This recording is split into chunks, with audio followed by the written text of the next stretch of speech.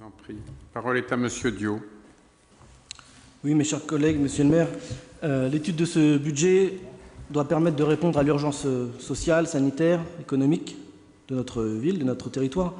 Et évidemment, cela entraîne des dépenses supplémentaires imprévues, et c'est bien normal d'y pourvoir. Des mesures d'urgence pour le CCAS, des mesures d'urgence pour les entreprises, pour les commerces en termes de droits de voirie, pour les terrasses, pour le consommateur aussi, des efforts sur le stationnement. Et ces mesures sont indispensables. Des mesures pour l'accueil des enfants dans nos écoles, évidemment, c'est aussi vital. Et ces dépenses imprévues nouvelles entraînent inévitablement une réorientation des choix budgétaires. Et c'est là que le budget que nous a présenté Michel Foubert est intéressant. Force est de constater que certains de vos choix sont très surprenants. Nos finances sont incertaines dans la crise. Nous naviguons à vue, Michel l'avait très bien dit en commission des finances. Et pourtant, vous allez lancer la création d'une SPL au capital de 500 000 €, dont 75% pour la ville, dont nous aurons l'occasion de reparler dans l'ordre du jour. Est-ce que c'est bien raisonnable? Vous allez lancer les travaux d'un agrandissement de l'Archerie pour 1 million d'euros. Des travaux de rénovation pour le centre équestre et le stade équestre.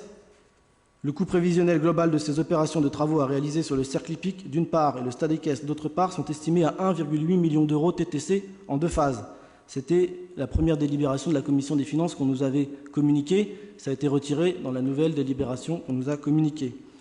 Dans le même temps, vous proposez de baisser de 10 000 € les subventions aux associations culturelles, hors CACCV, 1 400 € au Festival des Forêts, j'ai bien entendu Ariel François, 600 € aux différents orchestres de Compiègne.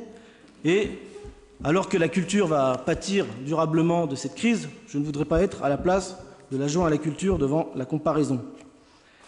23 000 € aux associations sportives, cela ne concernant que quelques associations. Alors, si bien entendu chacun doit faire des efforts, ce qui est regrettable, c'est que ces 100 000 € économisés sur les associations pourraient être largement compensés en réorientant les décisions d'investissement devenues obsolètes avec la crise. Mon discours, ce n'est pas de dire d'arrêter les investissements, ce serait absurde, bien entendu, que la vie doit continuer, que la collectivité doit continuer d'investir. Mais ces investissements doivent être des investissements d'intérêt général. Avec ces 550 000 € nouveaux d'emprunt et une réorientation de choix, vous pourriez engager un grand plan de remise en état des sanitaires dans certaines écoles. Aujourd'hui, avec la crise, il y en aura besoin.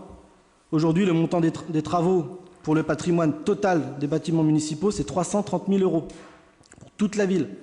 Ne reportez pas les travaux de la place de l'église Saint-Antoine, 250 000 €, des travaux d'intérêt général pour faire travailler nos entreprises et qui pourraient revitaliser rapidement l'entrée du centre-ville, du cœur de ville. Allez un petit peu plus loin dans la politique de stationnement offert pour soutenir les commerçants et les consommateurs.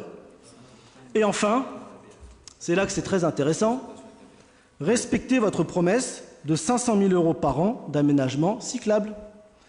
Alors que toutes les études montrent que l'usage du vélo va augmenter, que les règles sanitaires strictes imposent des effectifs réduits dans nos transports en commun, comment pouvez-vous baisser encore le budget consacré aux pistes cyclables?